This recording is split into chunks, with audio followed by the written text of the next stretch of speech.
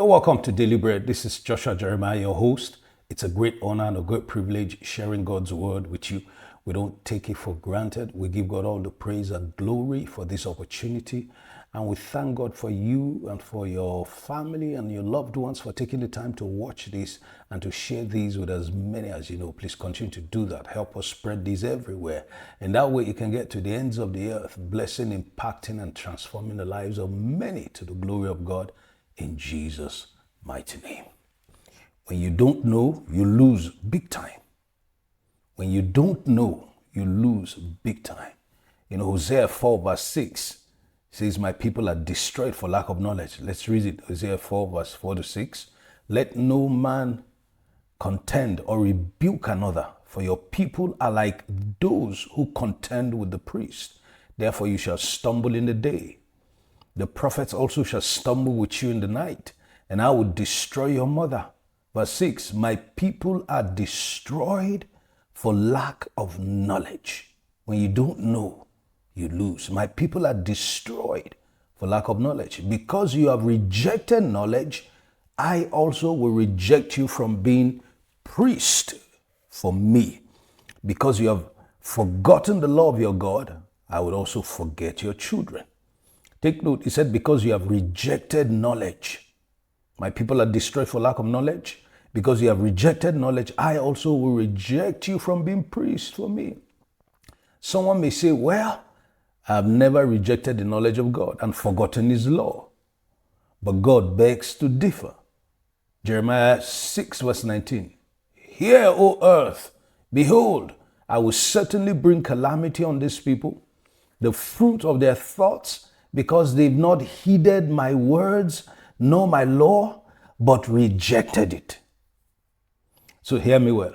Every time you don't give heed to God's word, you don't take God's word into account in all your actions, choices, and decisions, God sees it as you rejecting his word. I'll say that again. Every time you don't heed God's word, you don't take God's word into account in every of your actions, choices, decisions, God sees it as you rejecting his word. So you don't literally have to say, well, I've rejected God's word. I don't want any of his law. No. When you don't give heed. Proverbs 1 verse 20 to 30 reads, wisdom calls aloud outside. She raises her voice in the open squares. She cries out in the chief concourse, the center of commerce, activity. She's everywhere. She's so strategically positioned that you can't miss her. That's what it means, in the chief concourses. At the openings of the gate, wisdom is there, calling out, calling your attention. In the city, she speaks her words. How long, you simple ones? Simple ones there are foolish ones. How long would you love simplicity or foolishness? Wisdom is saying, come and embrace wisdom and become wise and become better. But you say, no, I love foolishness. For scorners delight in their scorning, and fools hate knowledge. Here we find that word. Fools hate knowledge. Well, I never hated knowledge. Well, let's read on. Verse 23. Turn at my rebuke, and surely I'll pour out my spirit on you. I will make my words known to you, because I've called you and you refused. Aha. I have stretched out my hand and no one regarded, because you disdained all my counsel and will have none of my rebuke. Somebody say, well, when did I disdain? When wisdom was calling your attention, drawing you to wisdom, and you did not respond, is when you disdained it. And you would have none of my rebuke, verse 26. I would also laugh at your calamity.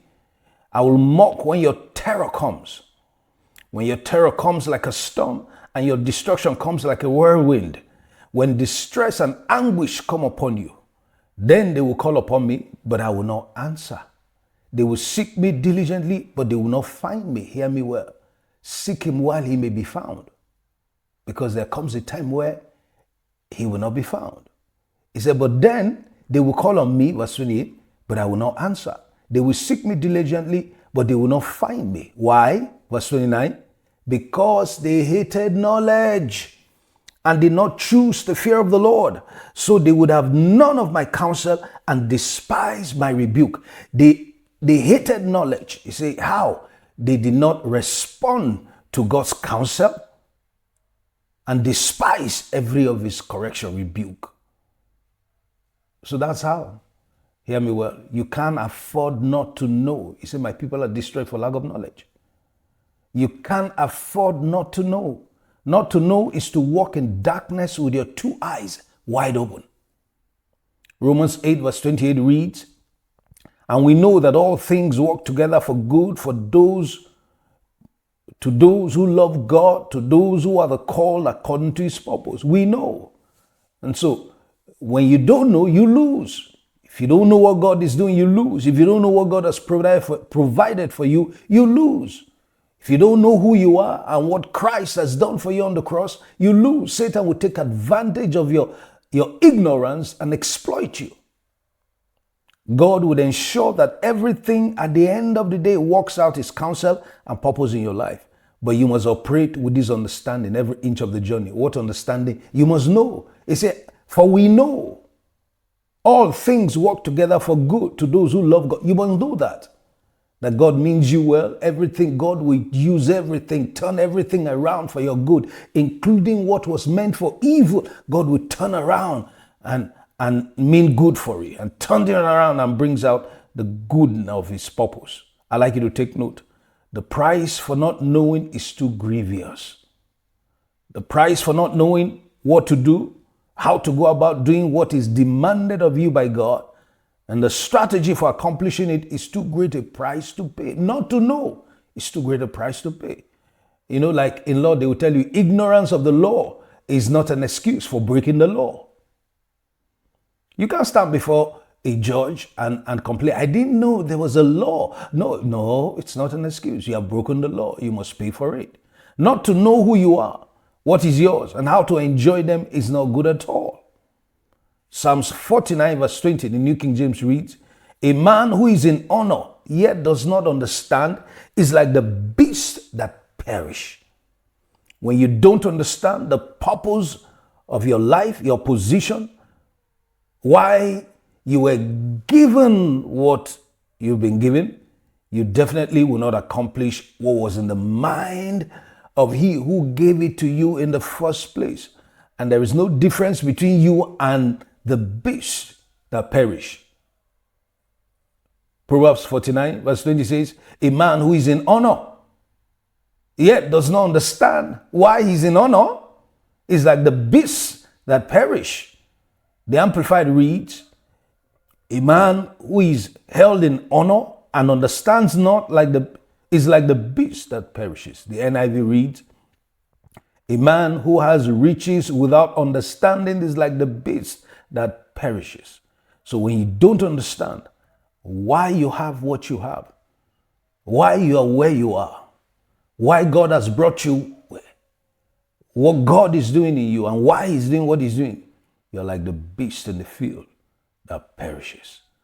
And you know the thing with beasts in the field, when animals die, that's the end of them. That's the end of them. God bless you and keep you till we meet again in Jesus' mighty name.